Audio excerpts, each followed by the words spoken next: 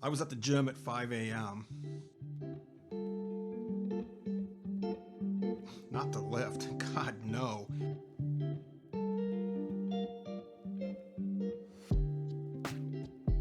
But to read.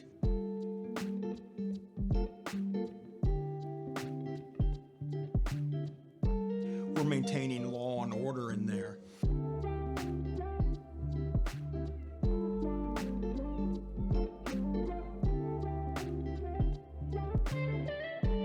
I read 4 really good books in January. So let's jump in. Well, actually, before I jump in, let me say I'm really tired right now because I was at the gym at 5 a.m. Not to lift. God, no. But to read. So I cover 2 weeks a month. I cover front desk from 5 a.m. to 8 a.m. checking in the members. And so it's just my son and I. So it's like Butch Cassidy and the Sundance Kid. We're maintaining law and order in there. But in the downtime, I can read. And so I was up at 5, I was up at, 4:30. So I'm tired. I'm drinking my Black Rifle Coffee Company coffee and trying not to yawn. So now let's jump in. The first book I read in January, first book I finished 2024, was the FourAgreements by Don Miguel Ruiz.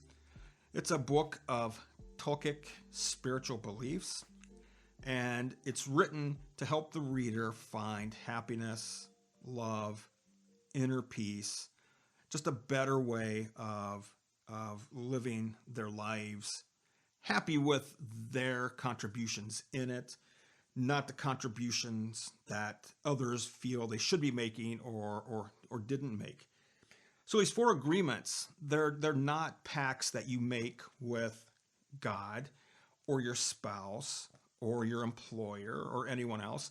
These are 4 agreements that you make with yourself. And I got to refer to my notes real quick because I haven't studied the 4 agreements as much as I should have.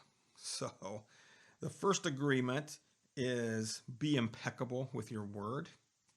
The second agreement is don't take anything personally. The third agreement is don't make assumptions. And the fourth agreement, the agreement that I think resonated the most with me, is do your best. Meaning, fail and succeed doesn't matter. You can fail or you can succeed all you want, but whichever route you end up on, or whichever result you end up with, you done it because you did your best. It's not because you did half your best. You did the opposite of best. It's because you did your best. And if you fail, you should rejoice in that, be happy in that, because you did do your best. Learn from it, move on from it. Don't worry about what anyone else is thinking or saying or doing about it. Be happy that you made this contribution and you have a way to learn from it. So many books on business talk about success and leading your team to success or leading things to a resolution that is exemplary.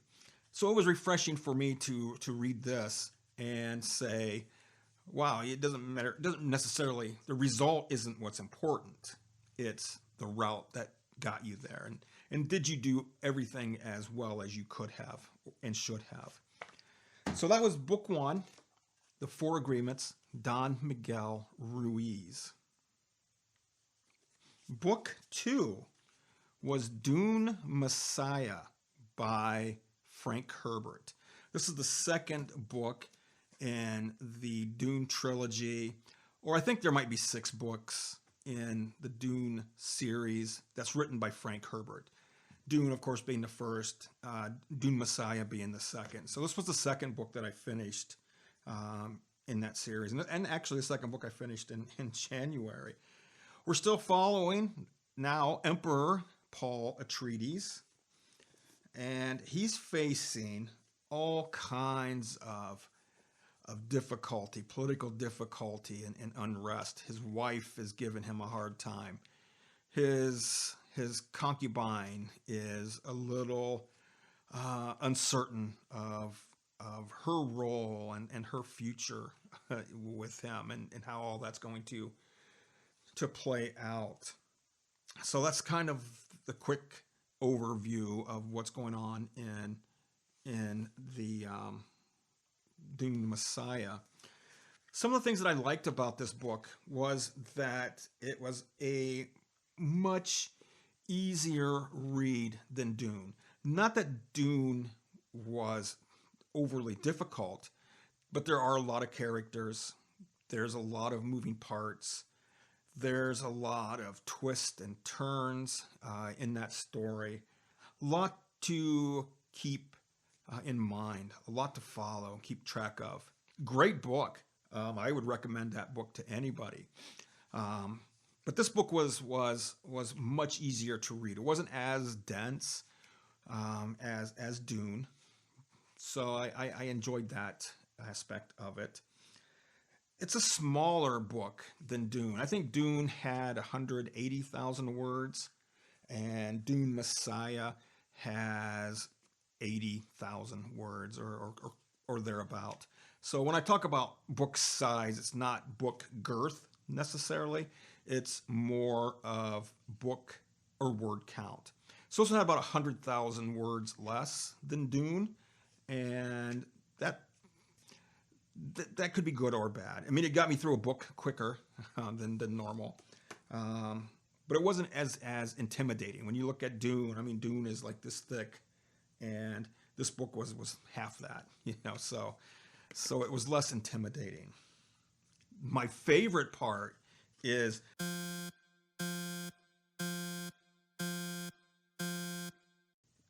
Duncan Idaho is back. Duncan died in Dune, and I was sad because Duncan was my favorite character in Dune, or one of my favorite characters. And when he died, I believe he died protecting Paul, I believe. Don't quote me on that.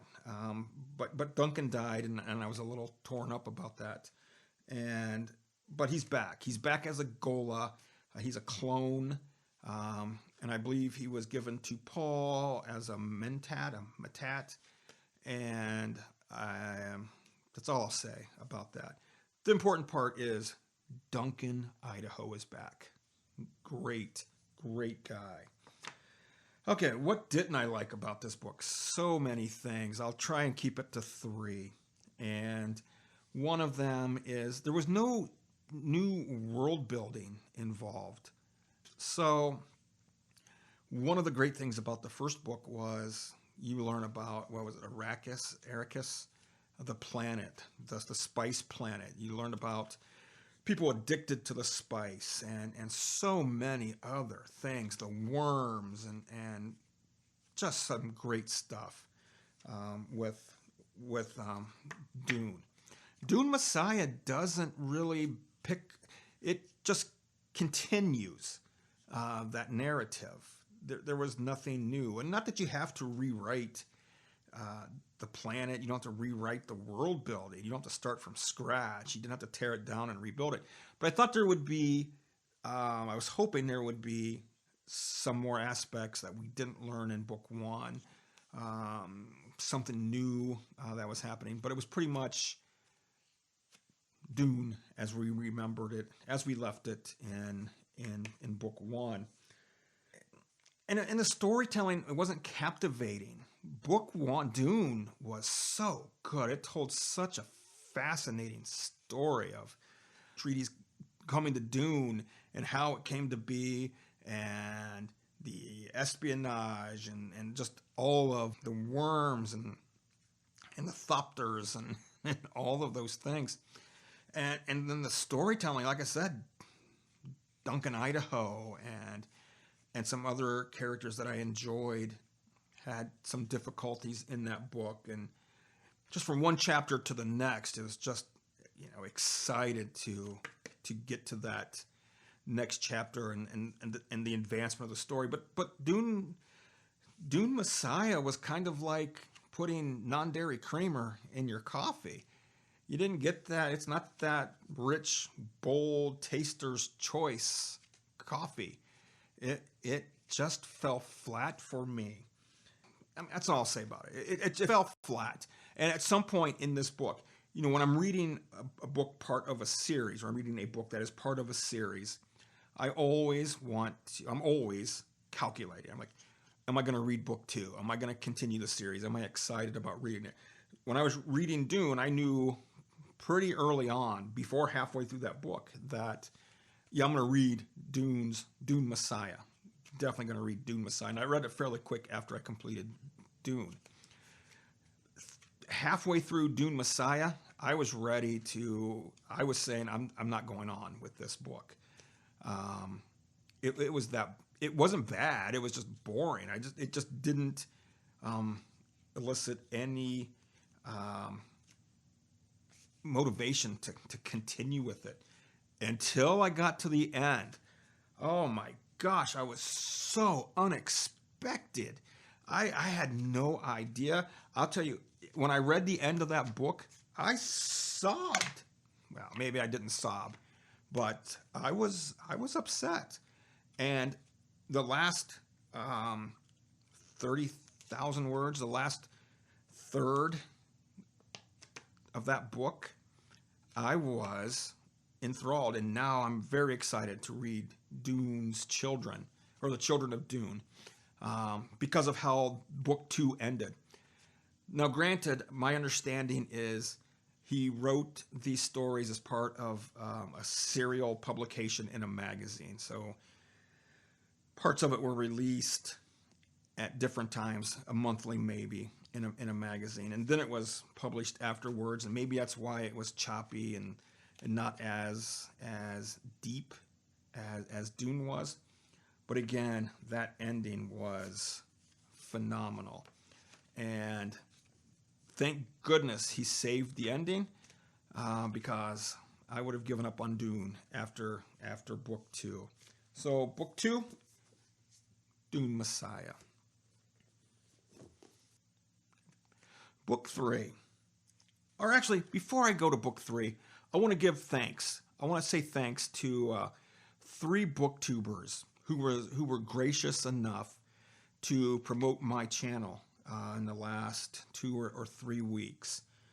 And I'm so grateful that they, for this random act of kindness, for their support. And it wasn't just me. I mean, they featured several fledgling booktube channels, and I was one of those. And I just want to say thanks to each of them individually. First one is Middle of the Book March, and that name confused me at first. Initially I thought, oh, this lady only reads half a book like I do. I can relate to that. Because that's what I used to do. I would read 100 pages, 200 pages of a book. So I thought, oh, this lady gets to the middle of the book too. Then I realized, and I think I'm right, that really Middle of the Book March is a play on Eliot's book, Middle March. So she reads all her books. It's a wonderful channel. Don't let my ignorance about her name confuse you. It's a wonderful channel, and I highly recommend her. The second one was Bandy's Books, and Bandy book. When you watch her videos, you will see the biggest dog. When her dog bound into one of her videos, I thought it was Clifford. I thought it was Clifford the big red dog, except he's not red, but he is big. So check out Bandy's Books and watch out for her giant dog. And the third one was Reading This Life. Not only did she feature the store or our channels, but she also gave some suggestions and a little bit of feedback. And what she said about my channel, some things I should do to make some improvements to it, I did. So thank you for making those suggestions. I appreciate it. So please, I'll link, or I will tag them in the description down below. Please take a moment to check out their channel. It's nice that people with thousands of subscribers was willing to feature those of us new to BookTube or small BookTube channels of less than 100 or just over 100 subscribers, to take that time and promote us a little bit. So thank you guys. So appreciate that. All right, now book three. Book three was The Hobbit by J.R.R. Tolkien, and this follows Bilbo Baggins and all his rowdy dwarf friends on an adventure and into a war. The war was unexpected. Wasn't anticipating that. And if you watched my Christmas in February video, I explain my whole issue with The Hobbit and Tolkien and the reasons why I DNF'd this book before. But I finished it, and I'm glad I did. And I think if I finished it, if I forced myself to finish this book, I always feel bad when I DNF a book, especially a classic that so many people find endearing to them. But if I would have forced myself to finish it, I wouldn't have had the appreciation of this story as I do now, 30 years later, or whatever it is later. Especially the humor. The story was so funny. And I'm not overtly emotional when I read a book. Some people will say I'm not overtly emotional anyway, which is why I'm mundane. But this book made me LOL numerous times. Three times that's still fresh in my mind, even after reading this thing several weeks ago, was just the whole beginning when Gandalf and the dwarves show up unannounced to Bilbo's digs and just kind of makes themselves at home and says, hey, we're going on an adventure. Just that whole interaction and Bilbo's stress and confusion with that was just so well written and just so funny. And the second one was Bilbo and Gollum's exchange.